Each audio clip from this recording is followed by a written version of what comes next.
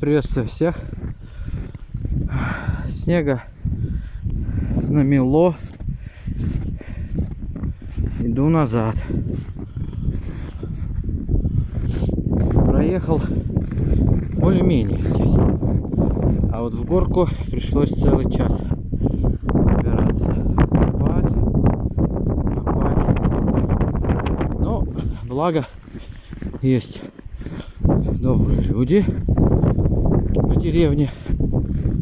И мужичок на прадике помог мне.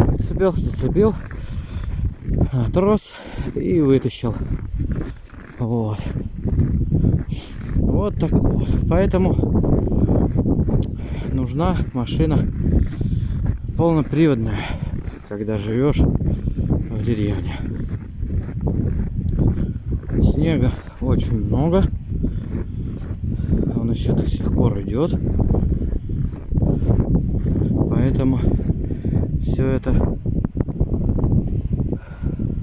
с одной стороны красиво, хорошо, а с другой стороны не проехать никуда.